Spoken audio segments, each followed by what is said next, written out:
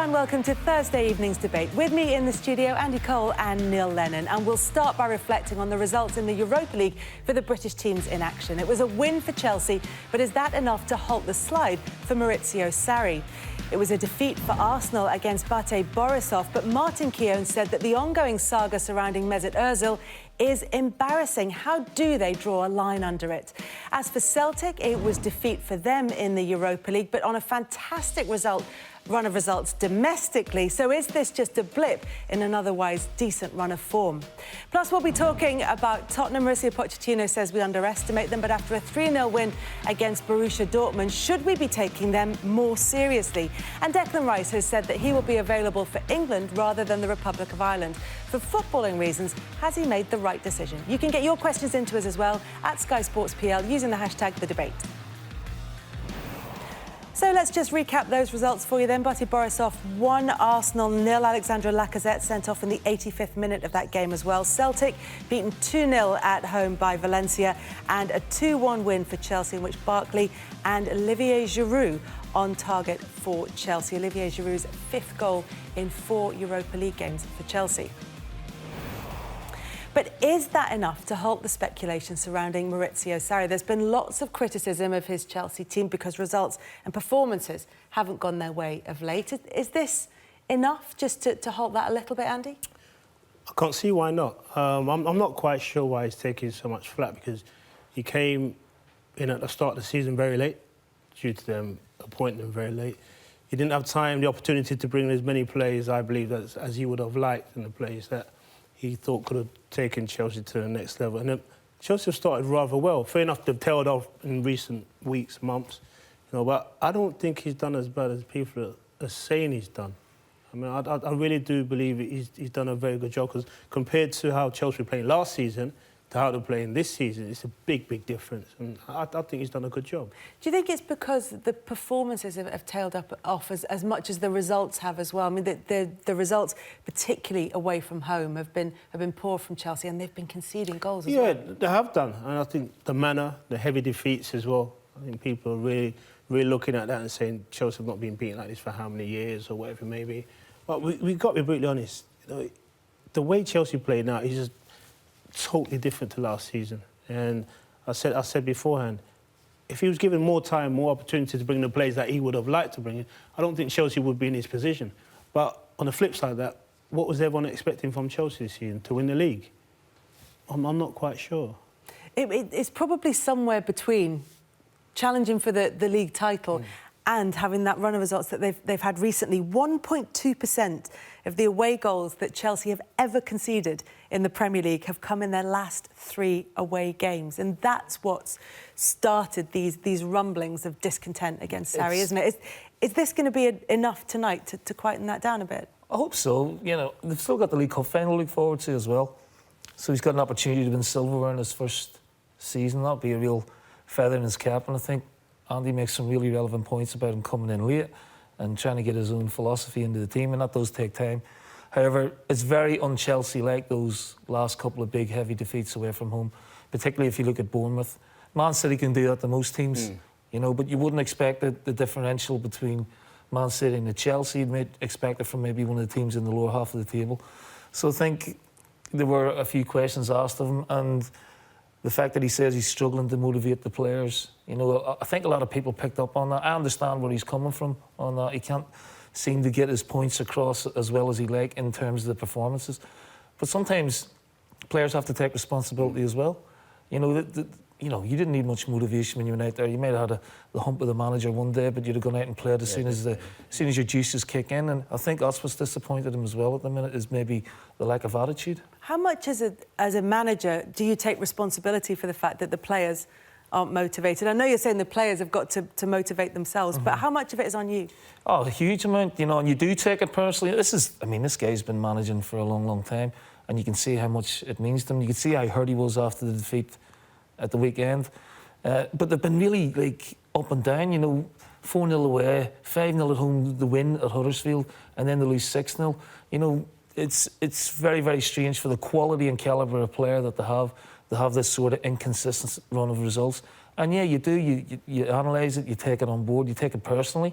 from a manager's point of view, because it means so much to us. But it was very pertinent, him coming out and saying, I'm struggling to motivate them the way I want them to. I think a lot of critics picked up on that, but I know when you're going through a little phase like that, he was just being honest. And a lot of people sort of criticised him for that, and he shouldn't really get over-criticised for a comment like that. Is it more difficult to motivate a player when you're playing them out of position, Andy? Because that's what Sarri's been accused of doing as he tries to implement his way of playing, which hasn't quite been taken on board by the Chelsea players yet. It may well come, as you say. But if he's playing players out of position in order to do that, can that make it more difficult to get them to buy into what you're trying to do? Me personally, I can't see why it should make it any difficult for a player. I know we're talking about Kante and Janino here, but they're in the team. I'll be honest, I don't understand the Kante one because he's an unbelievable player in his best position. So I don't understand that one. Hazard could play anywhere up front, left, right. Yeah. So that one for me that's neither here or there because he's got the quality. Like I said, Kante, you play him in his best position. But in saying that, he's played really well this season, playing further forward, scoring goals, and he doesn't really look out of place. That's the quality of him as a player. So it's a difficult one, you know, because 2 years ago, when I felt like the Chelsea players down tools on Mourinho, and then Mourinho got sacked after that. And I'm looking at it 2 years later, it's like the same kind of things happening. You feel like some of the players could possibly be down tooling on the manager for whatever reason, because he's a good manager.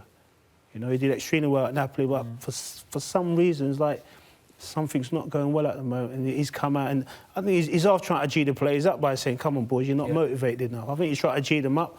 Now they've got to respond in the right manner. Makes it difficult when the results are going against them. They got the win, obviously, against Malmo, in Malmo this evening in the Europa League. But if results aren't going their way, it makes it harder to get your message across to the players and say, if you stick with me, this will win. That's harder to say to them after a 4-0 defeat at Bournemouth, after a 6-0 defeat at Manchester City. Yeah, but that just all can't be down to the manager's tactics, Kelly, or the philosophy. Andy made the point early on in the season were fantastic. So what's changed? Is it the attitude of the players? Has Sarri changed his tactics? I don't think so. So I'm worried for him in a way that he does lose the players a little bit, but he shouldn't. If he's coming out and being honest and saying, look, I need more from the players, that's just an honest assessment from a manager being honest. But in the modern game, you can't be too overcritical of players, otherwise things turn on you very, very quickly. And I don't think that's right, because these are highly played, world-class players who probably should be doing better with what they have, regardless of if they're playing slightly to the right of midfield rather than being central, or if they're playing to the left when he's right-footed. They're still good enough, you know. I don't get the playing out of position one. I think on Sunday, I think it was a time when he should have put Kante in that central position. The problem he has is he spent a lot of money on Jorginho, and he's his man, and he's sort of like integrating Kante into another position to supplement Jorginho.